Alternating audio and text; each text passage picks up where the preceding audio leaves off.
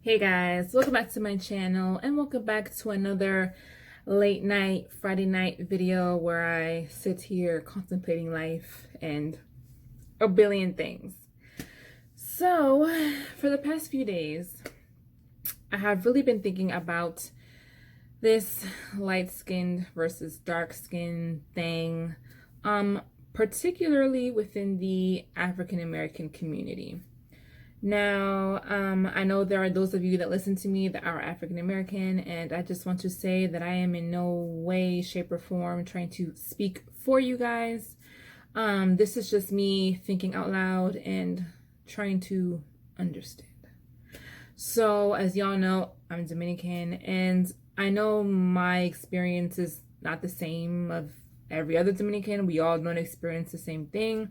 I know there are Dominicans that have experienced colorism to a degree, but for me personally, in my upbringing, this whole light skin versus dark skin thing, it was just never really like a big thing for me. It was not something that I felt I constantly had to be aware of, as far as me being darker than some of my other lighter family members and what that might imply. So while I am not African American, I did grow up alongside them. I do have quite a few friends that are African American. And so I guess you could say maybe that's why I take an interest in these type of things. So, I be watching, and I listen, I listen to the conversations that Black people have within their community, amongst themselves. And from the perspective of an outsider looking in, it's just interesting to me. And, the more I learn about African American history, the more I'm like, yo, like, this stuff runs deep. Like, this is so deeply rooted in slavery, and it's just so crazy the profound impact this still has on African Americans today. So anyway, I have been thinking about this a lot just because of, is this focusing? Some videos and things that I've seen this week. And so it just sparked this colorism thing, like, again. And so many of you, or some of you, may have seen a video that the actress slash comedian Amanda Seales posted, I guess sometime earlier this week. So she is a Black woman, but she is a lighter skinned Black woman. But basically, the gist of her message was, she was basically speaking out against Black women either saying or being told that white men are the solution to their problems. Okay, that's basically what she was saying. And she'd rather stick with a brother and help him and be with him than go on to Brad.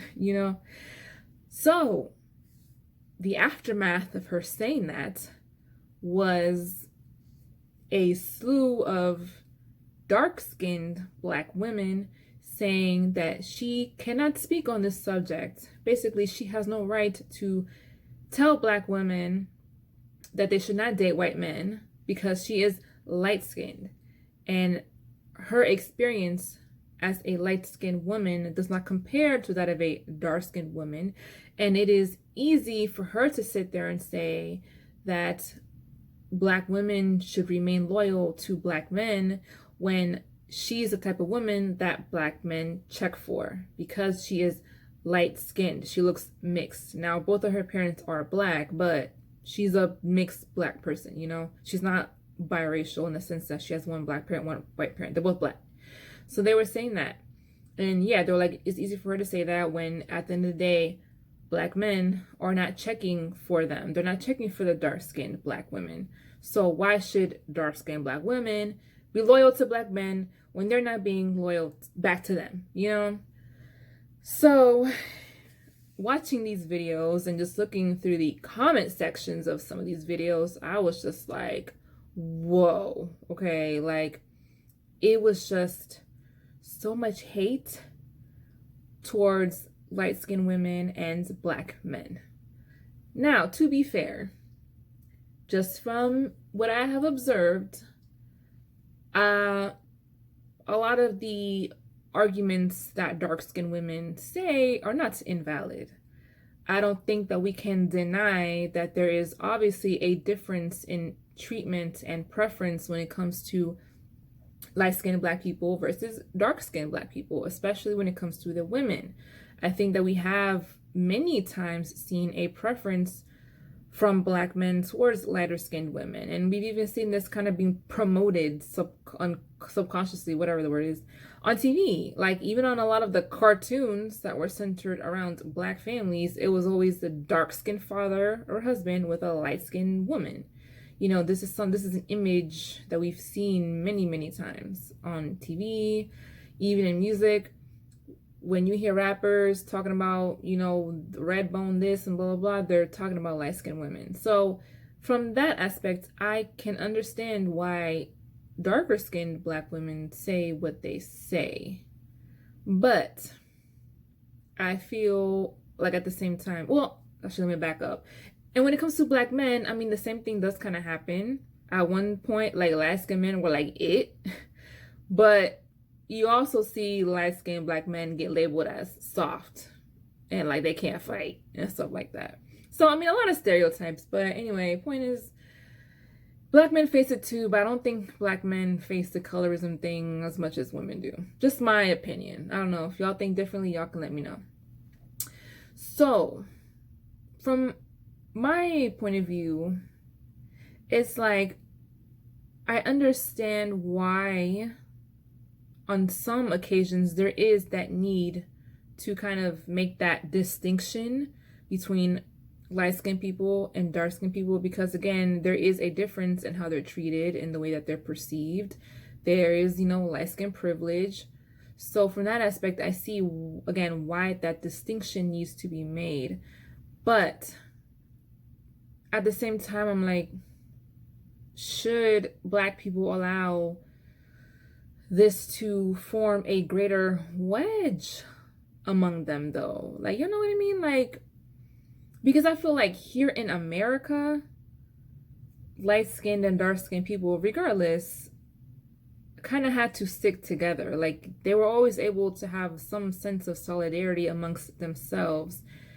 Because, I mean, regardless of whether you're light-skinned or dark-skinned, I mean, you're still black. Black in America is a common experience that I think many will face regardless of whether you're light or dark.